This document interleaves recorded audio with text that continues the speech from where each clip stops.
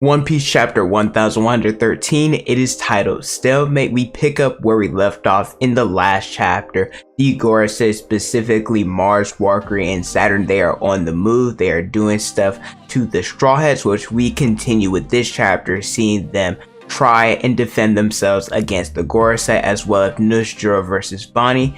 And Vegapunk, he revealed something massive at the end of the chapter. But if you guys enjoy regular breakdowns like these, make sure you guys like the video, subscribe to the channel, and hit the notification bell so you guys never miss out on a new video. That way, my name is Potential Unleashed, and let's get into chapter 1113's breakdown. I do want to talk about the cover page because it is amazing. It is Robin, she is playing chess, and the Straw Hats, they are the different chess pieces. I think Oda did a phenomenal job of picking the correct pieces for each Straw Hat. Luffy, he is the king, and Nami, she is the queen. And before any shippers want to go and say, oh well, she's the king and he's the queen, well, what else were they going to be? Luffy, he wants to be the king of the pirates, and Nami, well, she's a girl, and the only spot on there that she could possibly be is the queen. Zoro and Sanji, they are the knights, and I love this because they are the wings of the pirate king, and the knights, they kind of have the most freedom on the board, and you never expect what they're going to do, similar to Zoro and Sanji. Chopper being the pawn, which is the smallest piece on the board, and yet it can also transform into a queen, into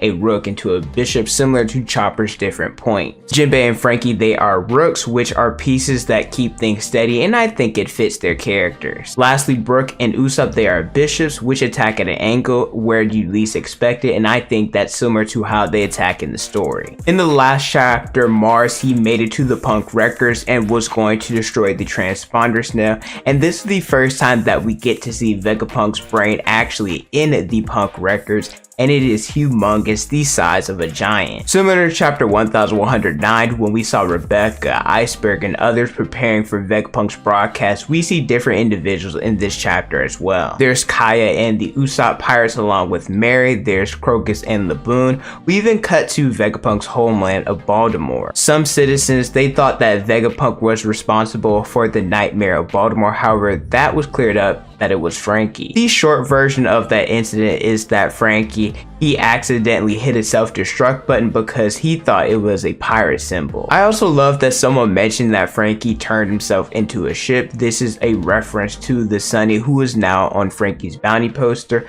I like this because I think it showcases the world building and how good it is in the story. Mars steps on what he believes to be the transponder snail that is streaming the broadcast. However, it's an ordinary snail in disguise. So Mars still hasn't located where the snail is, and he needs to destroy it before the broadcast starts, because Vegapunk, his goal is to fulfill what O'Hara and Professor Clover were trying to achieve. Sanji, he hears a girl in danger, which is Drury Bonney, and he goes in to save her. Typical Sanji action where he hears a girl in trouble and all sense and reason goes out the window and he just beelines towards them. Frankie is in front of her trying to protect her, however Sanji informs him to get out the way, stop stealing his sunlight. I think he got a little bit upset when Zoro saved Hiyori in the last arc. Sanji, he does actually kick Nusjuro, and it was pretty cool. However, Nusjuro, he then transformed into his zone form and he takes a bite out of Sanji. Honestly, it was like a horse taking a bite of a carrot, and Sanji, he then breaks a couple bones. I'm not really stressed about this too much because of his Germa awakening. Sanji, he can transform his bones back to normal. I will say I'm not really that hyped for this scene because, well, I've seen this movie before. Time and time again, Sanji, he does something cool for either the next chapter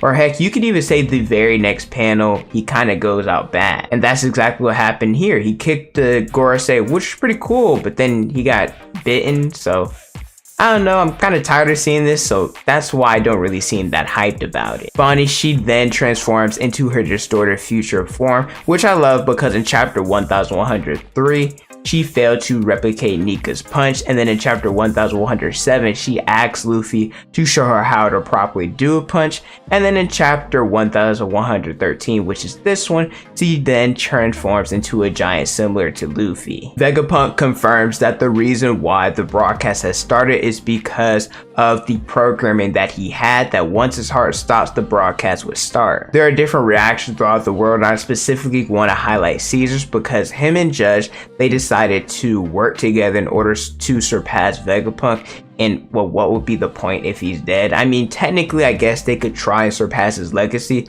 but they wanted to compete with him while he's still alive. Saturn, in the last chapter, he was climbing up to where Robin and the other Straw Hats were. He notices Nico Robin and he connects her connection to Professor Clover and O'Hara, and he goes and tries to attack her. However, Nami orders the remaining Straw Hats to protect her, so that includes Chopper, Nami, Brooke, and Robin. They are all trying to protect her. And I love this because even though they're outmatched and Saturn is definitely stronger than them, if you look back at Enies Lobby, the reason why Robin, she gave herself up is because she cared for the crew and she didn't want them to get hurt, and she didn't really trust them enough to take on her burden. Whereas you fast forward to Zao with the conversation with Inuyasha and Nekomamushi, how important Robin is to reading the poneglyphs, they mentioned that strong individuals will go after her, and instead of what she did at Enies Lobby, she trusts her friends and she believes they're strong enough to take them on. So it just shows her development and her trust in the crew, and I love that. Mars is also heading in the direction of the Straw Hats, and Zoro and Jinbei, they're headed there as well. So I wonder if we're going to see a matchup of Mars and Saturn versus Jinbei and Zoro. The chapter ends with Vegapunk stating that the world is going to sink into the sea, and this is a really big reveal because of what happened after the nuking of Lelouch, how the tides were unstable and the sea level rose by about 1 meter, and I immediately thought of the Noah, of ship coatings, of Water 7, of Enies Lobby, the red line.